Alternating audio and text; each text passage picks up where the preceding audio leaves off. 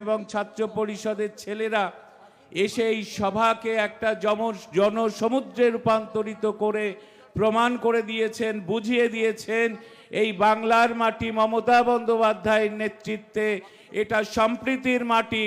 এই সম্প্রীতি, এই মেলবন্ধনকে চক্রান্ত করে কখনোই ভাঙা যাবে না। আজকে সংহতি দিবস আপনারা লিখেছেন, অহরহ তব আহ্বান প্রচারিত শুনি তব উদার বাণী, হিন্দু বৌদ্ধ শিখ জৈন মুসলমান খ্রিস্টানি। রবীন্দ্রনাথ ঠাকুরের জাতীয় সঙ্গীতের প্রথম দ্বিতীয় স্তবকের দুটো লাইন। ভারতবর্ষ তো একদিনে তৈরি হয়নি। এই ভারতবর্ষে বিভিন্ন দেশ থেকে মানুষ এসেছে যুগের পর যুগ ধরে, ৩৫০০ বছর আগে। মধ্য এশিয়া থেকে আর্যরা এসেছে এই ভারতবর্ষে। তারপর একের পর এক শক, হুন, পাঠাল, মোগল এই ভারতবর্ষে এসেছে। ইংরেজরা এই ভারতবর্ষে এসেছে। কেউ যুদ্ধ করতে এসছে, কেউ দখল করতে এসছে, কেউ বাণিজ্য করতে এসেছে, কেউ ভ্রমণ করতে এসেছে। কিন্তু যারা এসেছেন তার মধ্যে যারা এই ভারতবর্ষকে ভালোবেসে এই ভারতবর্ষে থেকে গিয়েছিলেন তারাই ভারতবাসী। ফলে এই ভারতবর্ষে বিভিন্ন ভাষা ভাষী, বিভিন্ন সংস্কৃতির মেলবন্ধনের একটা জায়গা, বিভিন্ন বৈচিত্র্যের একটা জায়গা।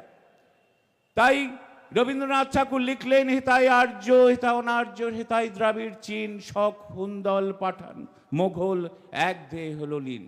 আমরা ভারতবর্ষ স্বাধীনতা পেয়েছি ব্রিটিশকে তাড়িয়ে। ভারতবর্ষের যে পবিত্র সংবিধান আমাদের গণতন্ত্র দিয়েছে, আমাদের ধর্ম নিরপেক্ষতা দিয়েছে। কারণ এই ভারতবর্ষে বিভিন্ন ধর্ম সম্প্রদায়ের মানুষ আছে, বিভিন্ন জাতি উপজাতির মানুষ আছে, তাদের নিজস্ব ধর্ম আছে, ভাষা আছে, আচার আছে, উপাচার আছে, সংস্কৃতি আছে, কৃষ্টি আছে। সেইগুলোকে নিয়েই ভারতবর্ষ। ফলে সেই বৈচিত্র্যের মধ্যে ঐক্যের সাধনার চিরকালই চেষ্টা করে গেছে ভালো মানুষরা। আর কিছু দুষ্কৃতী এই ঐক্যকে, এই সম্প্রীতিকে ভাঙার চেষ্টা করেছে বারবার, যেমন এখন ভাঙছে বিজেপি।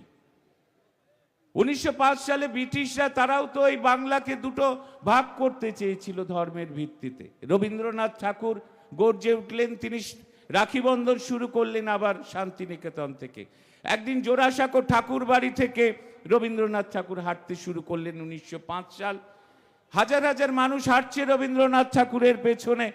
তিনি রাখি পরিয়ে দিচ্ছেন হিন্দুর হাতে, মুসলমানের হাতে, গাইছেন বাংলার মাটি বাংলার জল, বাংলার বায়ু বাংলার ফল, পুণ্য হোক হে ভগবান। রবীন্দ্রনাথ ঠাকুর সেই মিছিল নিয়ে ঢুকে গেলেন নাখোদা মসজিদের মধ্যে। রবীন্দ্রনাথ ঠাকুর দেখালেন এটাই সম্প্রীতি।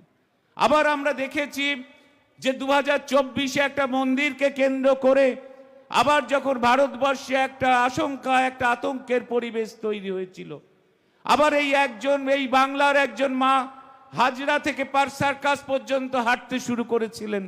সেদিনও তার পেছনে হাজার হাজার লাখো মানুষ হেঁটেছে।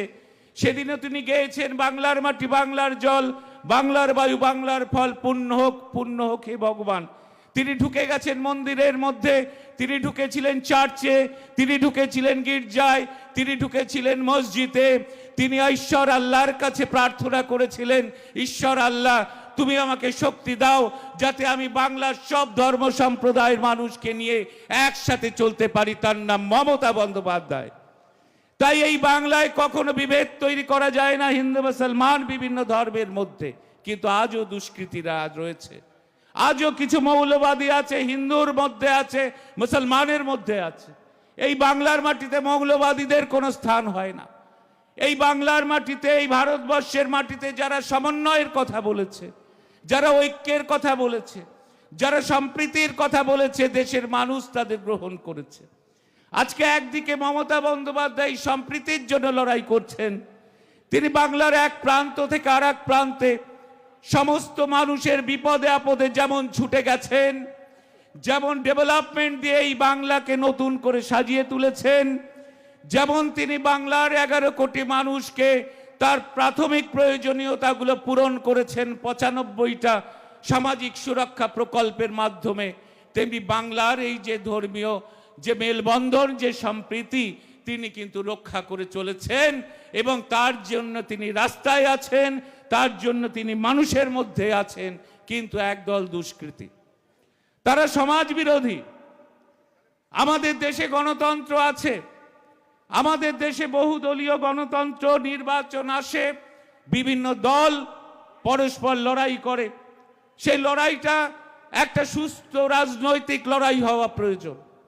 লড়াই তো ডেভেলপমেন্টের লড়াই হওয়া প্রয়োজন।